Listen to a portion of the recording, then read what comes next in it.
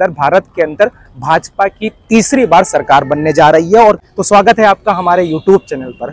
अभी आपकी नज़रें इस वक्त जो है वो टीवी पर अड़ी हुई हैं, मतलब टीवी पर टिकी हुई हैं। मेरे ख्याल से आज 1 जून है और रात का लगभग 10:30 बज रहा है।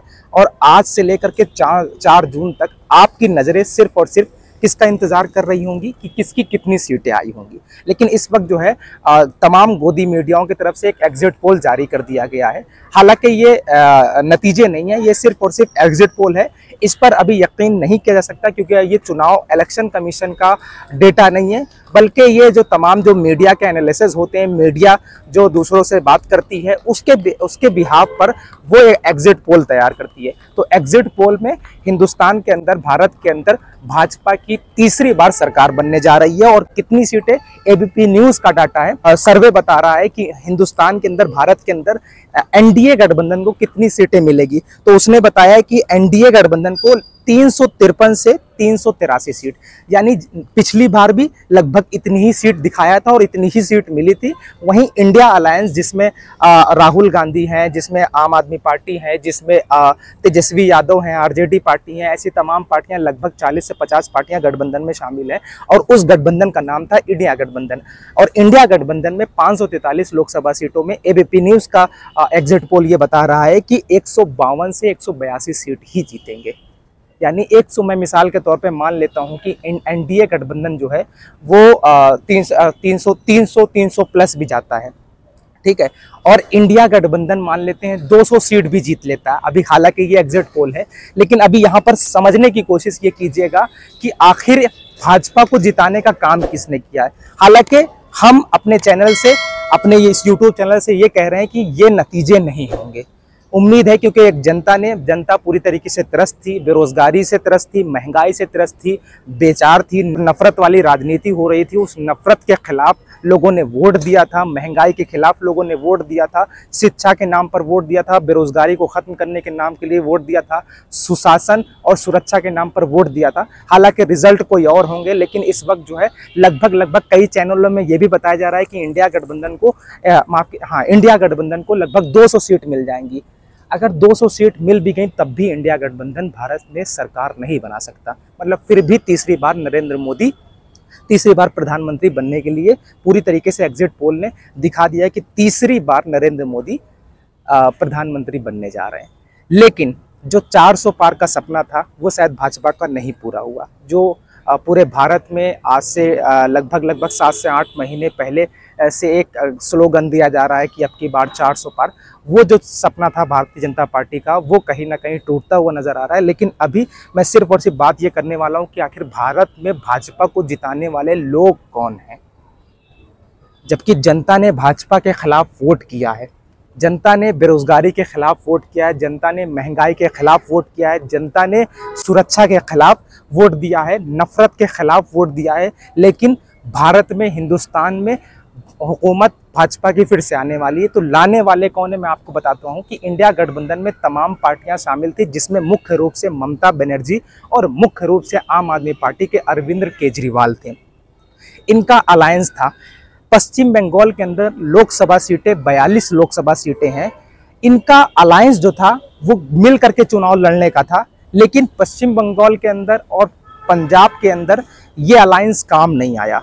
मतलब जो दूसरे राज्यों में अरविंद केजरीवाल कांग्रेस को जिताना चाह रहे थे, या दिल्ली के अंदर राहुल गांधी आम आदमी पार्टी को जिताना चाह रहे थे, लेकिन पंजाब के अंदर ऐसा कुछ नहीं है। पंजाब के अंदर 13 लोकसभा सीटों पे भारतीय जनता पार्टी लड़ती है और 13 लोकसभा सीट पर आम आदमी पार्टी भी लड़ती है। और गजब की बात यह है, रोमांचक बात यह है कि 13 लोकसभा सीटों में कांग्रेस भी लड़ती है। मतलब कांग्रेस आम आदमी पार्टी के खिलाफ भी कैंडिडेट उठाती है, आम आदमी पार्टी जो है वो कांग्रेस के खिलाफ कैंडिडेट उतार रही है, भाजपा कांग्रेस और आम आदमी पार्टी के खिलाफ कैंडिडेट उतार रही है। तो यहाँ पर जो गठबंधन नहीं हुआ, यहाँ पर जो है मिलजुल करके आपने वोट हासिल नहीं किया, बल्कि वोट का डाइवर्जन किया, वोट बढ़ गया, जिसका नतीजा आप पंजाब के अंदर देख सकते हैं। एग्जिट पोल में पूरी तरीके से दिखाया जा रहा है पंजाब के नतीजे क्या हैं। मतलब 13 सीट एक तरह से आपने पूरी तरीके से वो जो है वो एनडीए गठबंधन के हाथ में सुपुर्द कर दी। किसने? इंडिया गठबंधन ने, मतलब अरविंद केजरीवाल ने और राहुल गांधी ने। अब दूसरी बात करता हूं मैं ममता बनर्जी।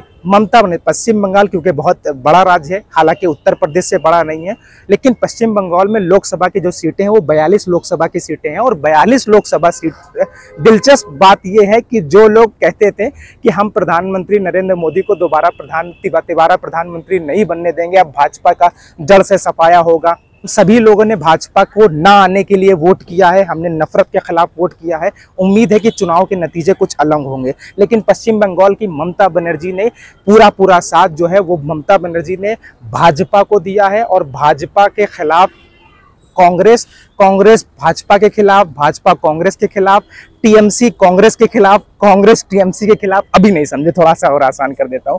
ममता बनर्जी ये कहती है कि हम प्रधानमंत्री को अब प्रधानमंत्री नहीं बनने देंगे, अब खेला होगा।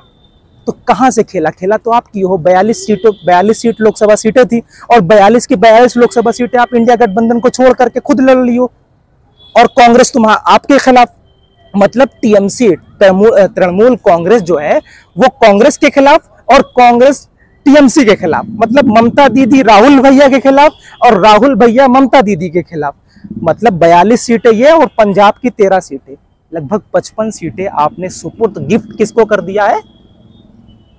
हाँ, उम्मीद है कि आप चुनाव के नतीजों में 2, 4, 5, 10 सीटें जीत जाएंगे, लेकिन अभी एग्जिट पोल के मुताबिक जो है वो आप कहीं ना कहीं गिफ्ट कर रहे हैं किसको, भाजपा को। तो मुसलमानों, खास करके मुसलमानों से मैं कहना चाह रहा था, जो लोग मीडिया के सामने आ करके बहुत ज़्यादा अब की बार जाने वाली है, जनता त्रस्त है, जनता महंगाई के खिलाफ वोट किया, हालांकि वोट महंगाई के खिलाफ हुआ है, हालांकि वोट नफरत के खिलाफ हुआ है, हालांकि वोट असुरक्षा के खिलाफ हुआ है, लेकिन चुनाव के नतीजे, एग्जिट पोल ये बता रहे हैं कि हिंदुस्तान के अंदर, भारत के अंदर तीसरी बार प्रधानमंत्री नरेंद्र मोदी बनना चाह रहे हैं। अब मुझे सवाल सिर्फ और सिर्फ इतना है, इस वीडियो के माध्यम से मैं ममता दीदी और कांग्रेस के राहुल भैया और अरविंद केजरीवाल से सवाल करना चाहता हूं कि आखिर यहां बताइए भाजपा की मदद किसने की।